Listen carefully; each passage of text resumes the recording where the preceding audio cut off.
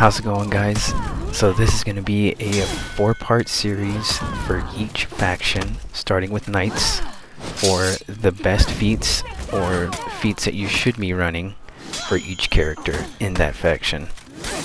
I have some ideas for the channel. I might do some outfit giveaways and things like that, but without further ado,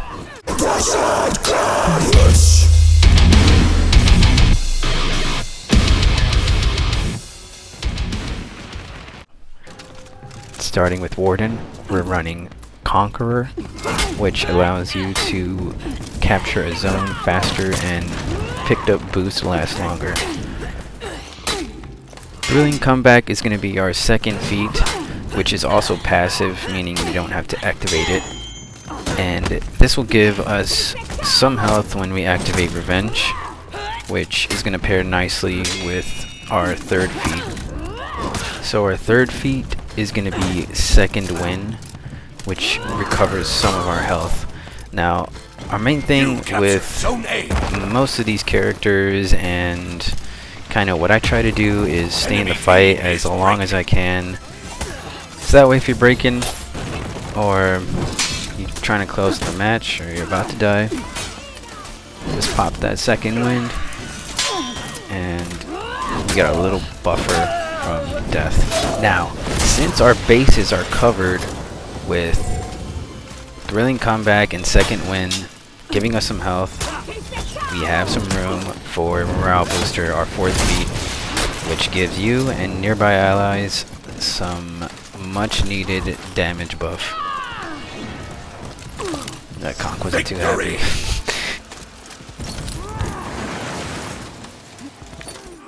Moving on to our second vanguard of the Knight faction, we have Warmonger.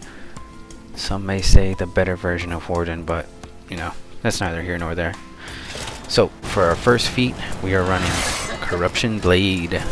Now imagine you had the power to make someone shit themselves by hitting them with this blade. And boom, right there, Kyoshin. He just made a big duty.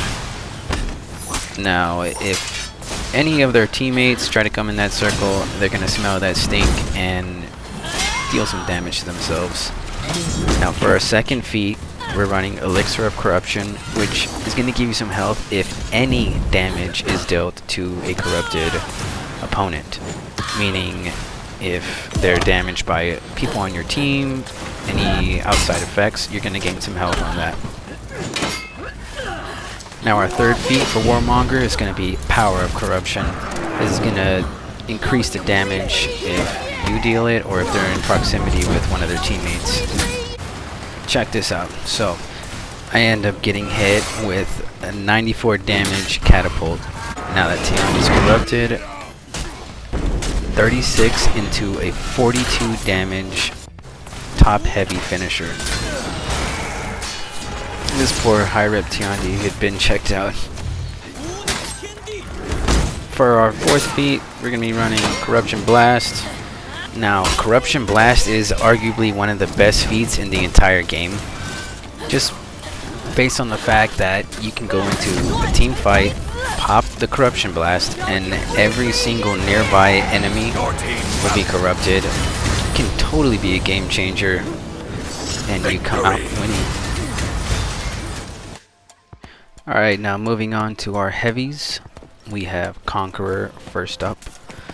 So I don't really play too much Conq, just because I honestly suck with him. But I've played him enough to kind of get the gist of it. And what I run is Conqueror, same thing as Warden, capture the zone faster. You have Shield Basher, which is going to give you some damage whenever you bash with your shield. Now, since Conqu's bash is essential to his mix-up, that's one of the things you've definitely got to be running. Now for our third feat, we're running Heal on Block, and paired up with his zone attack and your all guard, like I was saying, you're going to want to stay in the fight as long as you can. So this Heal on Block gives you that extra buffer that you need. Since Konk's bash is so essential to his mix-up, this is where his 4th feat, uninterruptible, comes in real handy. Since you're going to be bashing and swinging around that Morning Star, you're going to need some kind of hyper armor to not get knocked out of what you're doing every 2 seconds. Yeah, like I was saying, I don't normally play Conk, and when I do, I get ganked to smithereens. So, sorry for the shitty Conk gameplay. But here I pop with my 4th feat, Juggernaut, trying to do something, and I just end up dying anyways. Moving on to the main man of the hour, WARDEN, Blackbriar. The edgelord himself. For our first feat, we're running Sinister Shield.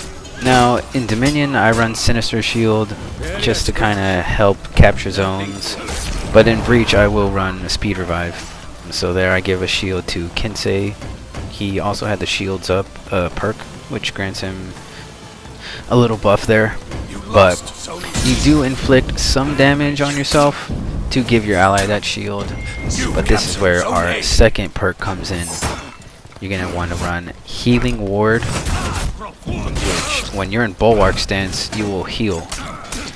Now, I've speedily healed myself while standing in a zone using Healing Ward. Just do those 2 things, and you'll be at max health in no time. Now, speaking of max health, you're going to want to be running Tough as Nails. Reason being is Blackbriar is one of the best anti-gank heroes in the game. And with this, you kind of have that buffer, like I was saying earlier. You're going to want to stay in the fight as long as possible. And I'm sure right here, I just as well might have died if I didn't have that. Kind of with the whole theme here, you're going to want to be running Umbral Shelter as your 4th feat. This will give you and nearby allies a shield, as you'll see here in a second. Also, if you run Oathbreaker, you're an ass. You captured Zone A. Moving on to our assassin class, we have Peacekeeper. Now, Peacekeeper is not a hero that I normally play, but the feats that I think are the best for her are Bounty Hunter. That'll be your first feat. Second feat we're running is Thick Skin, which is going to give us some damage reduction every 3 seconds. Reason I don't run Executioner's Respite for the second feat is because most of the time, or unintentionally, your opponents are going to die from bleed. So I'm not always going to get the execution off. So Thick Skin is better, in my opinion. Since PK's damage output is so low, for your 3rd feat, you want to run Pugno Mortis, which is a projectile bomb that creates an AoE dealing moderate damage. Now your 4th feat is going to be Last Laugh, which drops a bomb after death unless you're face down ass up with your head rolling on the floor. Moving on, we have the master of the arena, the crowd's favorite, Gladiator. So for his first feat, I'm going to use Bounty Hunter. I tend to kill more people with this deflect, so they just kind of bleed out. And when you're in a team fight, you don't always want to go for that execution. So Bounty Hunter will give you that extra boost of health. Now I might get some shit for this one, but I don't run Haymaker or Executioner's Respite for his second feat. Just because, like I said, I don't always get the execution off. So Executioner's Respite and Haymaker, not really my style. But it all depends on you. If you want to use those 2, that's totally fine. They're really good feats as well. So for the 3rd feat, it's going to be Neptune's Wrath. While Boladorus can hold an enemy in place, so you can get that guaranteed heavy, Neptune's Wrath is a faster, more efficient source of damage. Now, paired up with our 4th feat, Roar the Crowd, the Trident will deal 113 damage, possibly one-shotting an enemy hero, if not putting them in critical health. Up next, we have our hybrid class, starting with MONKEYBRAIN Griffin. Nah, for as much shit as Griffin gets, he's a really good hero. Kind of if you combined a cleric with the warrior class, healing yourself and your team, acting as a tank. So for your first feat, the obvious choice is fast recovery. That combined with all of our other healing feats, you're going to be an absolute menace. Our second feat is Winner's Advantage, which gives you an increased damage output with every successful attack. Now, going back to our first feat for a quick second, you'll see that the Orochi and I get hit with Kai. And look how fast he recovers his stamina. Now, there could have been time for an out of stamina punish if Orochi hit the ground before Wildman hit him. That just goes to show you how good fast recovery is. For your third feat, you want Dragonite Bolt, where Griffin shoots a handheld crossbow that deals some damage and heals you as well. Finally, Champion's Aura as your fourth feat creates a healing zone around yourself. Now here is the backbone of the Roman Legion, Centurion. You lost Zone A. First up we have Bounty Hunter as our first feat.